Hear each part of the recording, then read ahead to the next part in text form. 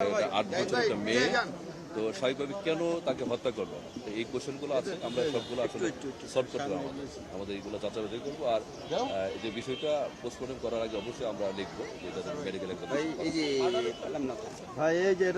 ছুরি, রক্তমাখা ছুরি, এটা পাওয়া গেছে।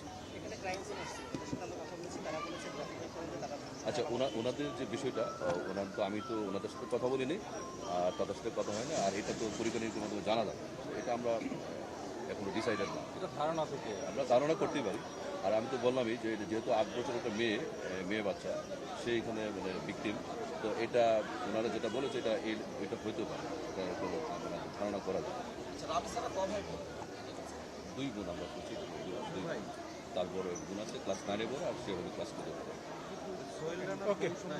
আপনারা তো ইতিমধ্যে এখানে ভিজিট করেছেন আমাদের বাসা, আপনারা দেখেছেন এখানে পাশাপাশি ফ্ল্যাট, যে ফ্ল্যাটে এই রামিস এবং তার মা বাবা থাকে, তার পাশে ছোট্ট একটা ফ্ল্যাট, ওই ফ্ল্যাটে আবার কয়েকজন ভাড়াটিয়া থাকে, 3টা রুম, 3জন ভাড়াটিয়া থাকে।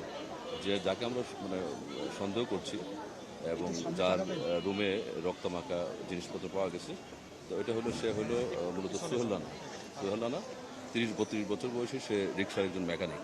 তো আমরা মোটামুটি ব্যক্তি আইডেন্টিফাইড যে এটা করেছে বলে আমাদের মনে হচ্ছে, এবং আমরা ধারণা করছি প্রাথমিকভাবে আমরা আইডেন্টিফাইড, আমাদের এখন মূল কাজ হলো তাকে গ্রেপ্তার করা। আর মামলার যে বিষয়টা, আইনগত যে বিষয়টা, সেটা ভিকটিম ডিজিজদের মা বাবা, তারা দুইজনে এখন ট্রমাটাইজড অবস্থায় আছেন। আমরা ওনাদের সাথে যোগাযোগ করে আমরা একটা তাদের মধ্যে থেকে অভিযোগ নেব, নিয়ে আমরা এটা ফর্মালি মামলা নেব। আচ্ছা, আমরা শুনেছি যে সোহেল রানার ওয়াইফকে আপনারা হয়তো জিজ্ঞাসাবাদের জন্য আটক করেছেন, তার থেকে কোনো তথ্য পেয়েছেন বা ঘটনা কয়টার ঘটনা, সে সময় কে ছিল বাসায়? আমি মাত্রই কথা বললাম ডিজিজদের বাবার সাথে কথা বললাম, তো উনি যেটা জানালেন যে আনুমানিক 10:30টার দিকে ঘটনা, 10:30টার সময় ওনার যে মা ডিজিটাল রামেশ্বর মা, সে তখন খেয়াল করে যে তার মেয়ে নাই, তার স্কুল ছিল আবার 11টায়, তো মানে খাওয়া দাওয়া করে তারপর স্কুলে যাবে, এই জন্যই তার খোঁজাখুঁজি করতেছিল। একটা পর্যায়ে তার হঠাৎ করে মনে হলো যে সে অ্যাবসেন্ট কেন, তো পাশে বাসায় নক করে তারপর তো এই ঘটনা।